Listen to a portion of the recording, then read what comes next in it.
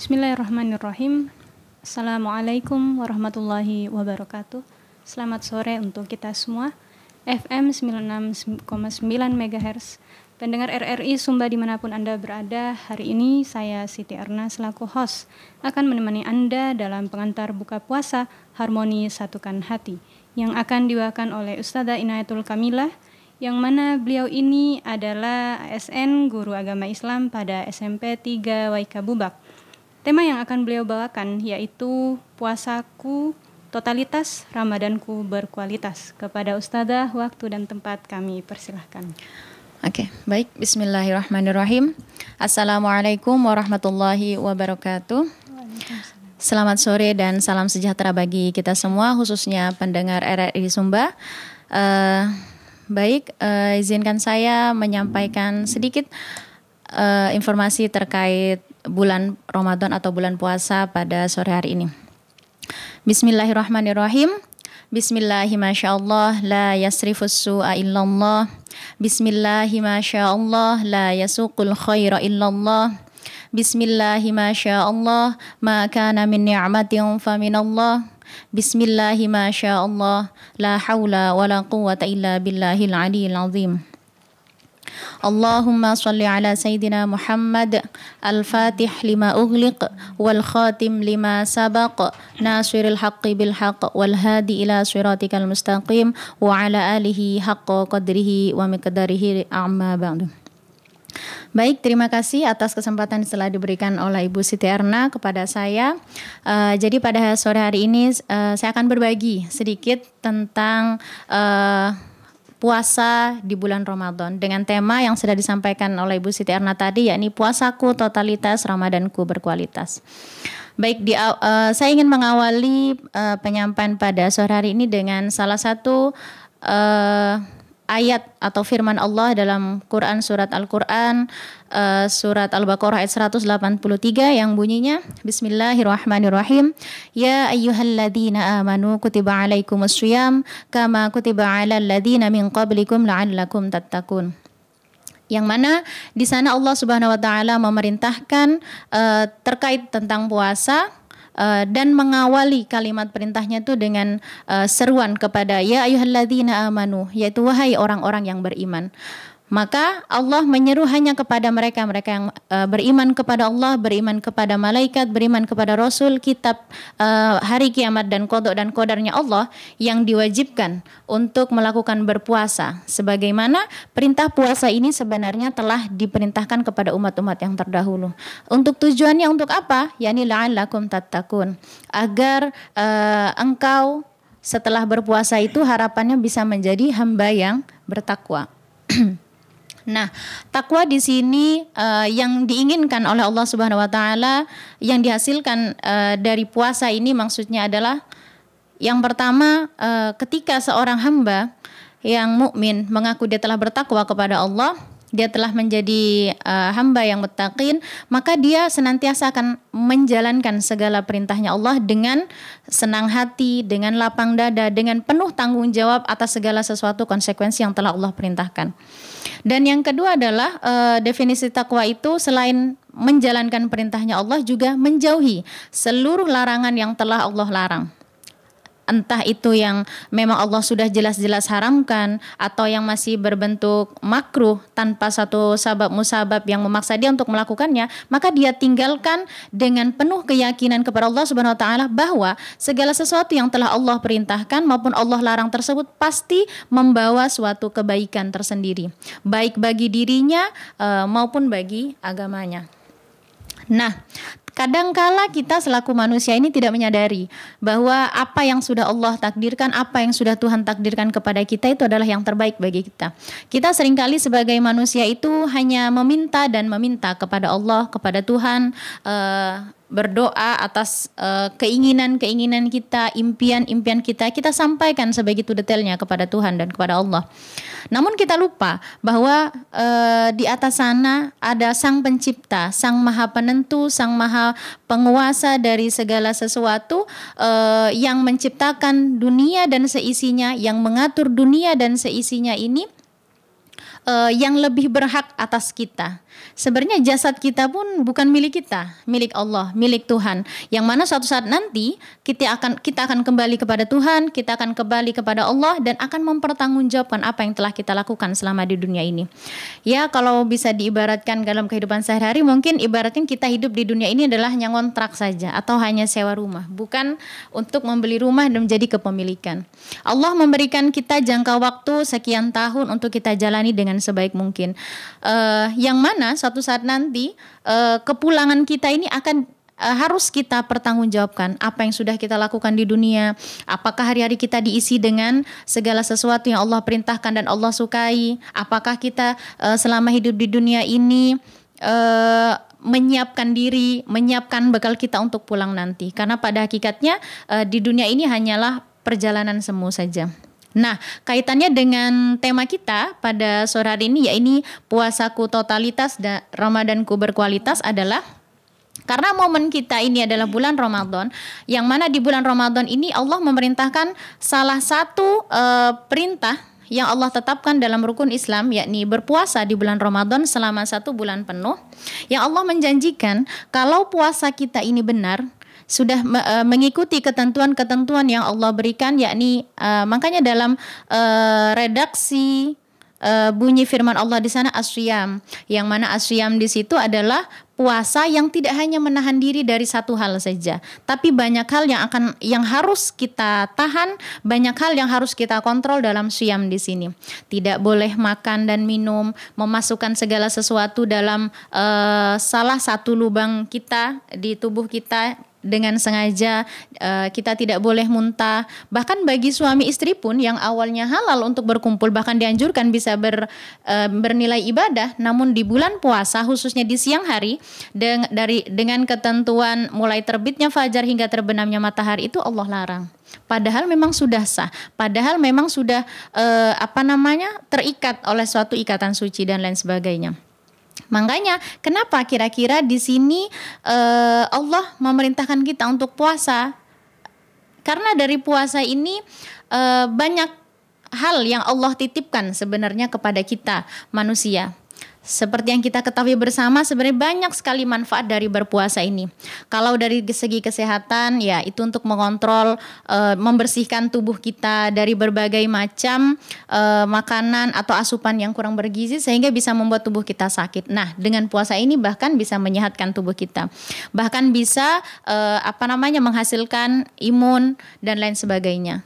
Kalau dilihat dari aspek sosial, maka puasa ini memiliki nilai kepedulian, menumbuhkan rasa peduli dan tenggang rasa terhadap sesama, khususnya kepada orang-orang yang kurang mampu. Kita diajarkan oleh Allah untuk kita menyadari bahwa lapar kita ini tidak seberapa, bahwasanya lapar kita ini sudah jelas akan menemukan waktu untuk berbuka puasa pada saatnya nanti.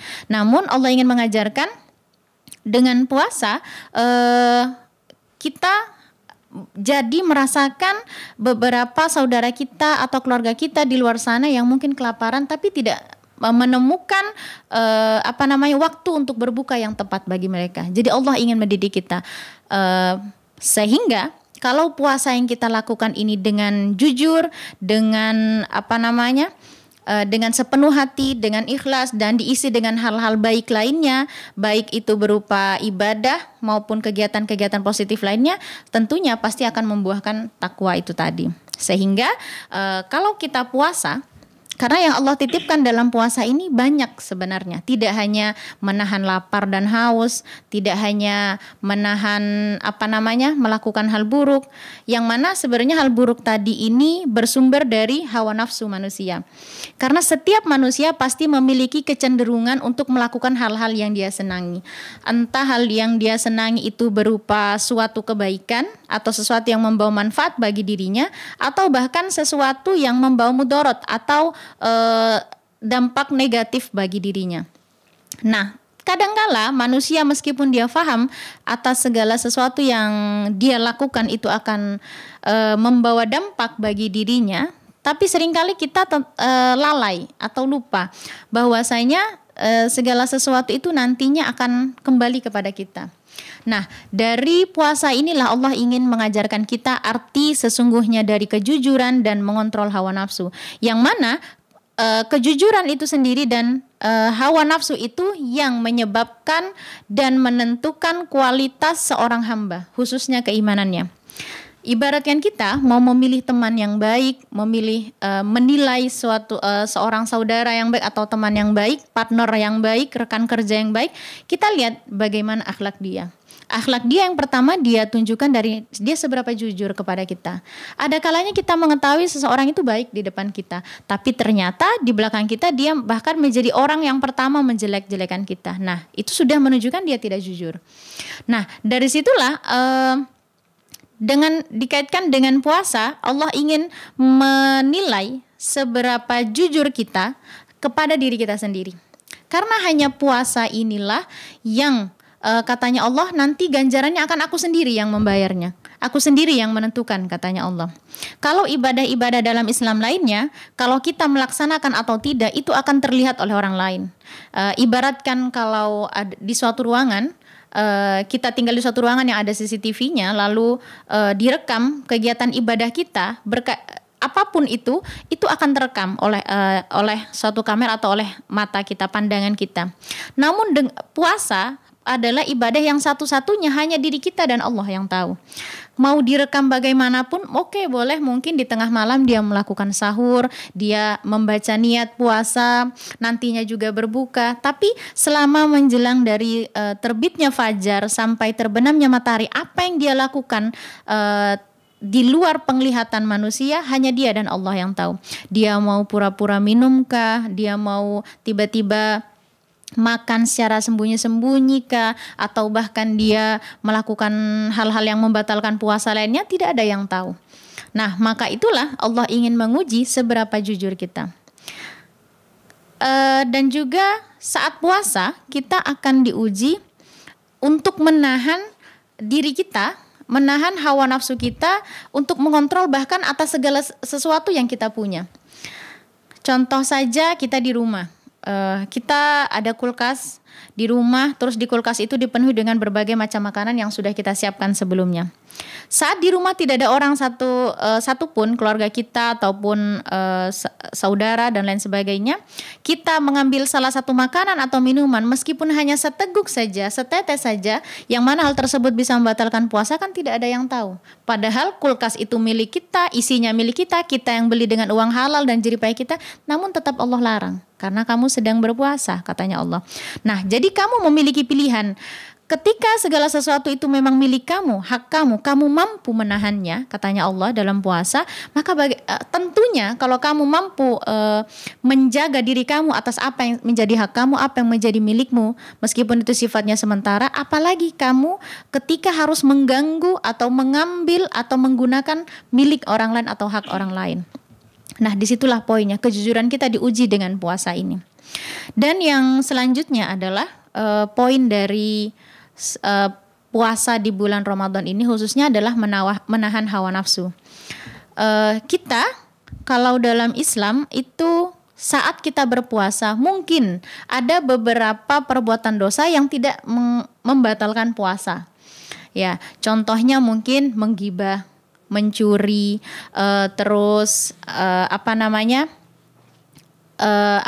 melihat sesuatu maksiat atau sesuatu yang tidak seharusnya kita lihat, kita dengar dan kita ucapkan, itu merupakan suatu perbuatan dosa.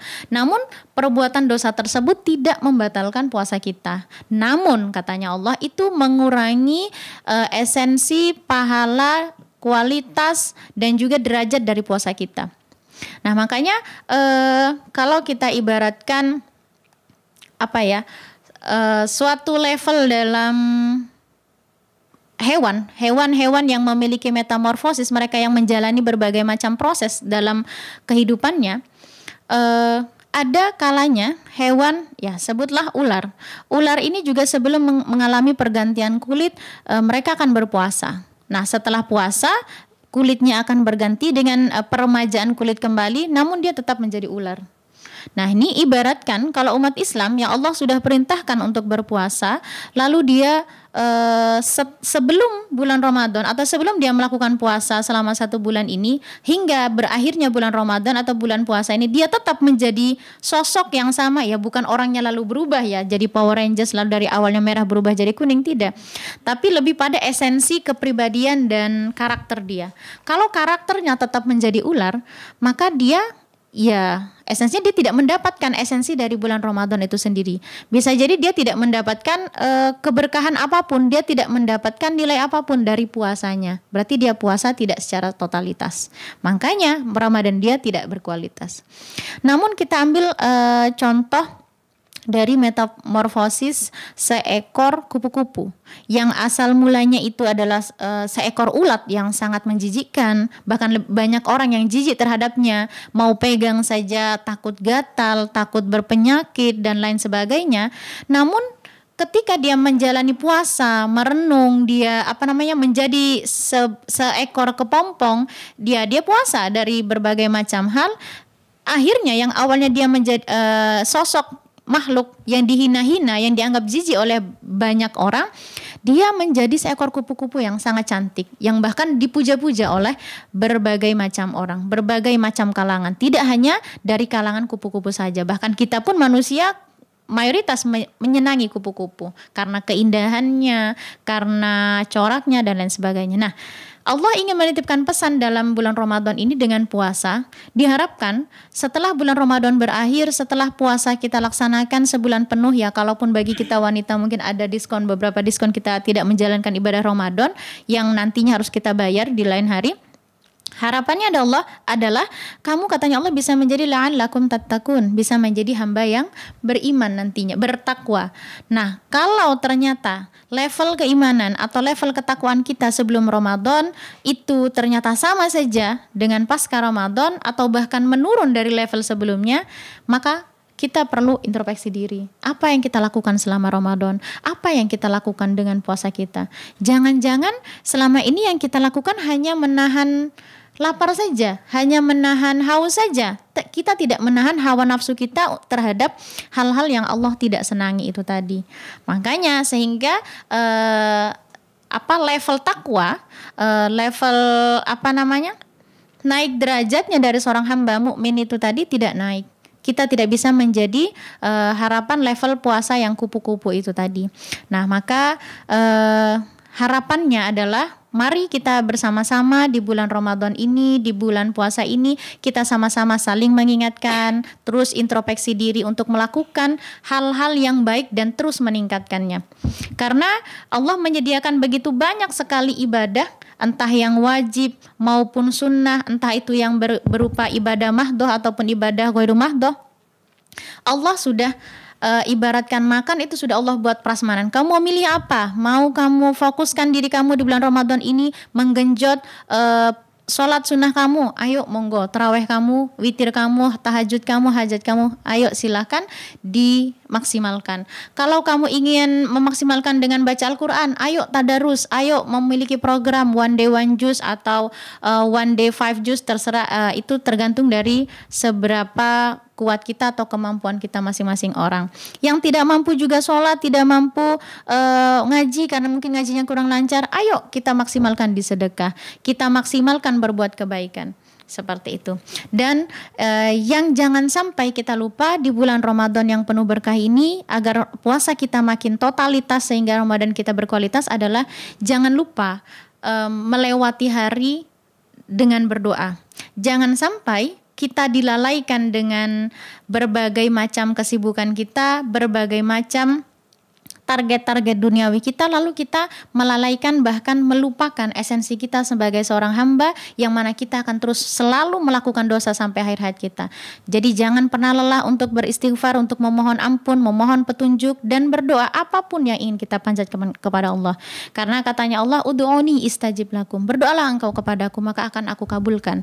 Apapun itu doanya, meskipun itu akan melalui proses yang mungkin berliku-liku, yang sangat panjang dalam proses pengkabulannya.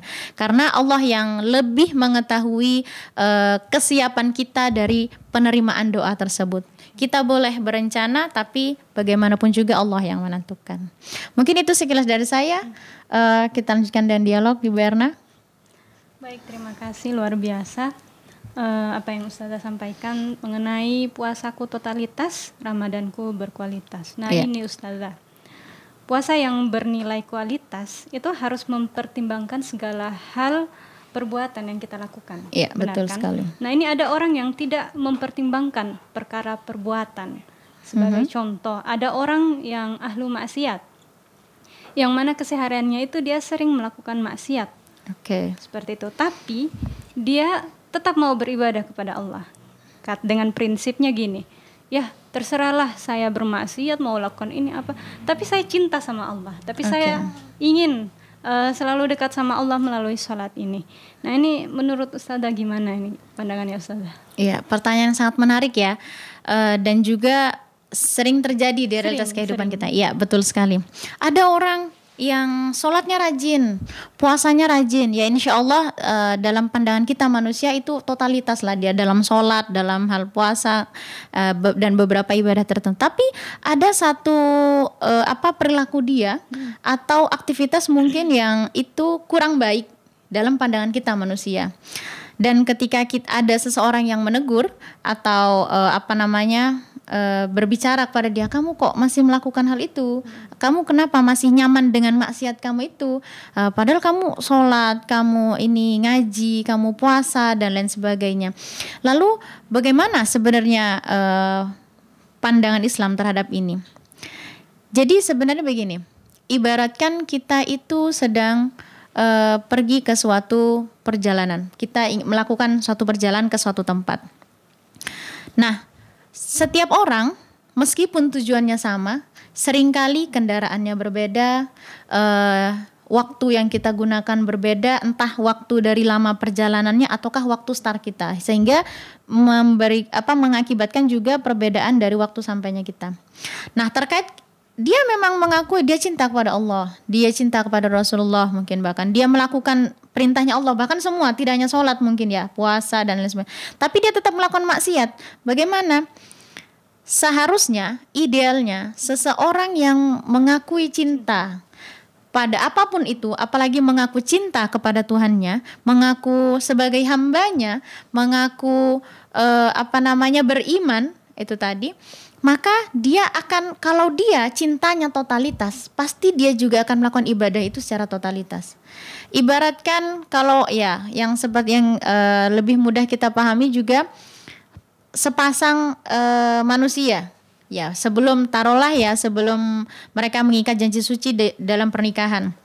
Kalau ada seorang laki-laki atau seorang wanita mencintai lawan jenisnya dan mengaku totalitas mencintai dia mengikuti semua apa yang diinginkan, bagaimana memaksimalkan agar orang yang dia cintai itu merasa bahagia, merasa nyaman bersamanya, maka dia akan melakukan hanya sesuatu yang dicintai, disukai oleh orang yang dia cintai itu tadi.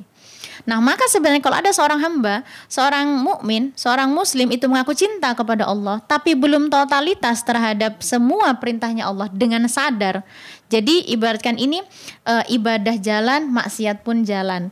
Ibaratkan seperti itu, maka ya berarti cintanya belum totalitas. Oke. Jadi maka itulah karena apa tadi? Usaha dia, ikhtiar dia juga belum totalitas. Ibadah dia masih belum benar-benar melambangkan cinta dia terhadap Allah, karena dia belum benar-benar totalitas dalam cintanya. Mungkin begitu. Ya, ini pertanyaannya berlanjut nih Ustazah. Iya. Mengenai hablum minallah ya, cinta kepada Allah. Oke.